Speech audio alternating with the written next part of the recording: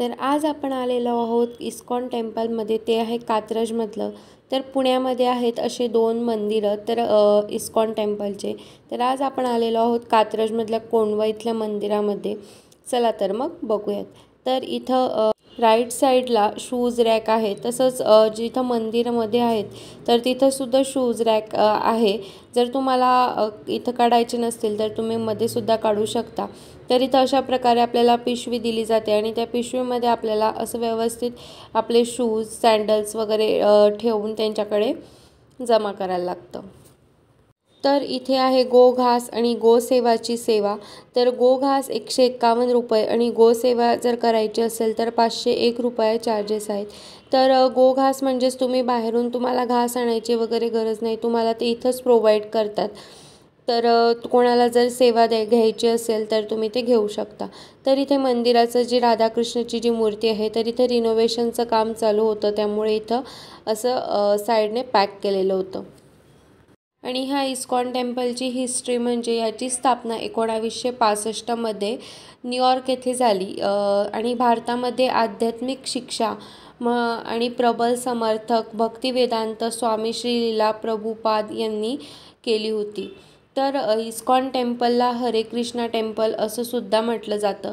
ISKCON temple हे पूर्ण दुनियाभरामध्ये 1000पेक्षा जास्त मंदिरं आहेत आणि भारतामध्ये 400 मंदिरं आहेत. आणि फक्त भारतामध्ये नाही तर पाकिस्तानमध्ये सुद्धा याचे मंदिर आहेत आणि पाकिस्तानमध्ये तब्बल 12 मंदिरं हरे कृष्णाचे आहेत.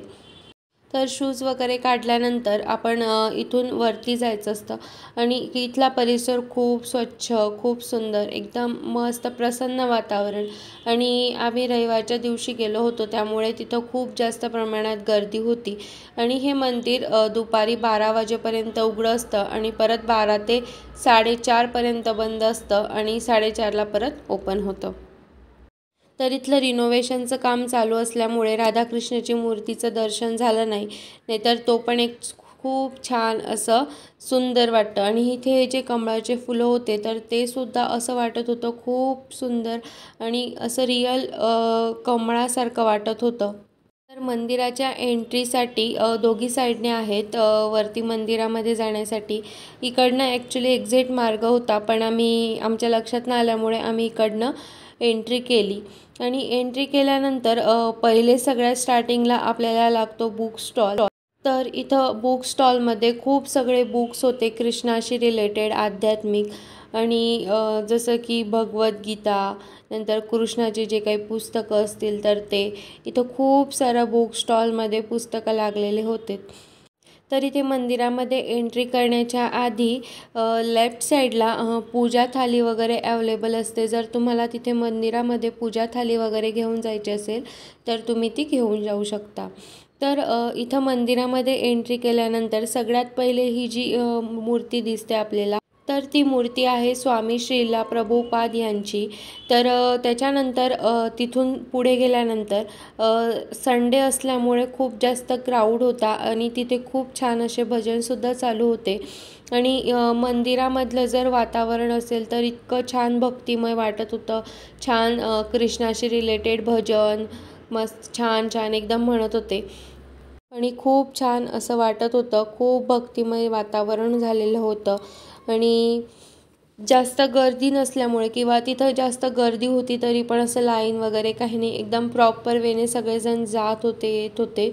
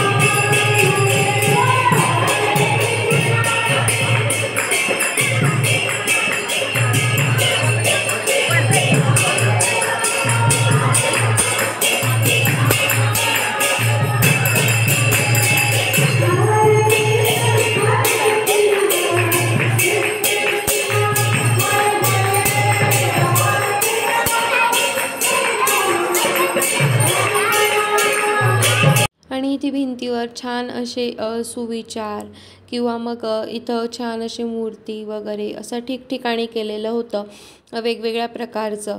तर इथे हे बघा इथं हत्ती, नंतर इथे हातीचं म्हणजे हत्तीशी रिलेटेड इन्फॉर्मेशन हिंदीमध्ये तिथे सगळं लिहिलेलं होतं.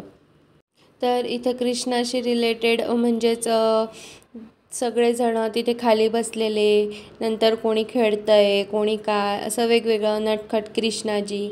तर यांच्याशी रिलेटेड सगळं तिथे असे छान असे भिंतीमध्ये कोरीव काम केलेलं आहे आणि खूप छान असं बनवलेलं आहे त्यांनी. तर इथं पूर्ण जी मंदिराची जी पूर्ण मागची जी भिंत आहे तर इथे सगळं एक प्रत्येक ठिकाणी जर इथे किंवा असं तर सगळं इथे खूप छान असं बनवलेलं आहे. तर इथे हे बघा यशोदा मैया आणि कृष्णा यांच्याशी रिलेटेड सगळे फोटोज मी जसं तुम्हाला सांगितलं तसं इथे होते.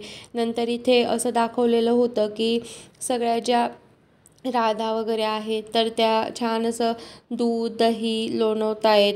तर तसं सीन त्यांचा क्रिएट जसं आपण फोटोजमध्ये बघतो तसं तिथे त्यांनी कोरलेलं आहे छान असं. आणि इकडनं ह्या साईडने इकडनंसुद्धा दरवाजा आहे मंदिराला. तर इथून तुम्ही पूर्ण दर्शन म्हणजे गोल चक्कर करून इथूनसुद्धा एंट्री करू शकतात. तर खूप छान खूप मस्त वाटत होतं एकदम प्रसन्न असं. तर सगळ्या ठिकाणी ऑलमोस्ट सेम असतं. तर यांचे जे मंदिरं आहेत तर ते प्रत्येक ठिकाणी आहेत. जसं की पुण्यामध्ये 2 ठिकाणी आहेत. तर हे मोठं मंदिर आहेत म्हणजे कात्रज कोंढवा हे मंदिर कोंढव्यामध्ये येतं. तर इथं एकदम सगळं असं प्रॉपर सगळी इन्फॉर्मेशन वगैरे दिलेली होती. आणि हे जे आहे हे मेन गेट आहे म्हणजे मेन दरवाजा इथून एंट्री करता येते. आणि तिथून खाली उतरल्यानंतर मग या साईडला जसं इकडच्या साईडने एंट्री जर तुम्ही तिथे बाहेर शूज वगैरे नाही काढले तर इथे तुम्ही शूज वगैरे काढू शकतात. तर खूप मस्त वाटत होतं एकदम. आणि इथं हे बघा इथं हे फुलांच्या माळा किंवा फूल असं सगळं बनवत होते फुलांच्या माळा वगैरे. म्हणजे हे एक प्रकारे इथं लोक येऊन सगळे लोक येऊन सेवा करतात. आणि इथं कधी कधी प्रसादसुद्धा असतो जसं की खिचडी वगैरे अशी असते. तर जर म्हणजे टायमिंग मला एक्झॅक्ट माहीत नाही की कधी प्रसादाची वेळ असते. पण आम्ही जेव्हा गेलो होतो तर तेव्हा तिथे प्रसाद बाहेर वाटला जात होता. तर ह्या साईडने आता आहे हा एक्झिट वे. आणि एक्झिट वेला जाताना तुम्हाला इकडे गिफ्ट्सचे शॉप्स वगैरे लागतात. तर हे बघा इथे हे इस्कॉन गिफ्ट्स म्हणून शॉप आहेत. जर तुम्हाला गिफ्ट म्हणजे जर घरामध्ये राधाकृष्णाची मूर्ती किंवा फ्रेम किंवा कृष्णाशी रिलेटेड किंवा ह्या टेम्पलशी रिलेटेड बुक्स वगैरे जे तुम्हाला पाहिजे असेल तर ते तुम्ही इथून घेऊ शकता. तसंच इथे तुम्हाला जसं कृष्ण जयंती वगैरे असते तर तेव्हा तुम्हाला कृष्णाला सजवण्यासाठी मुकुट किंवा छान अशी बासरी त्याच्या हातामध्ये असं छानसं असं एकदम छान छान मूर्ती एकदम आखीव रेखीव अशा काहीशा आहेत. आणि परिसर खूप सुंदर आहे. आणि इथे समोरच आहेत हे हनुमानजी. त्यांचे ते असे थोडे हलतात पण नंतर हातसुद्धा असे मस्त म्हणजे ते जे आहे तर ते जे तुम्हाला दिसतं आहे तर त्यांनी हाताने ओपन केल्यानंतर त्याच्यामध्ये राधाकृष्णाची मूर्ती ठेवलेली आहे. तर ते इतकं सुंदर वाटत होतं.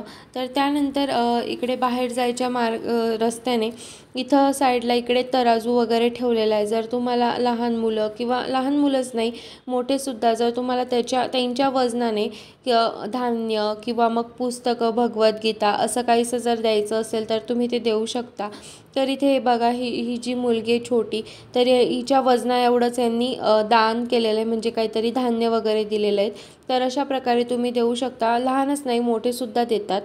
तर अशा प्रकारे इथं दान धर्म करतात. त्यानंतर तिथं असं परत बुक स्टॉल्स किंवा गिफ्ट्स तर टोटल इथे मंदिरामध्ये गिफ्ट्सचे आणि बुक स्टॉलचे 2 ते 3 शॉप्स आहेत. आणि योगाशी रिलेटेड भगवद्गीता कृष्णाशी रिलेटेड पुस्तकं इथं सगळं काही येतं. आणि इथं जे आहे बाहेर स्क्रीन लावलेली आहे तर इथं पूर्ण मंदिरामधलं म्हणजे कृष्णाचं आणि तिथलं जे आतमधलं आहे तर इथं ह्या प्रोजेक्टरवर छान असं व्यवस्थित एकदम दर्शन घेता येत होतं। मध्ये मंदिरामध्ये जाऊनसुद्धा एकदम छान दर्शन होते, पण जर कोणाला जर बाहेरून बघायचं असेल किंवा बाहेरून दर्शन घ्यायचं असेल तर तुम्ही घेऊ शकता। चला तर मग फ्रेंड्स, आजचा व्हिडिओ कसा वाटला हे कमेंट करून नक्की सांगा। Thank you so much for watching.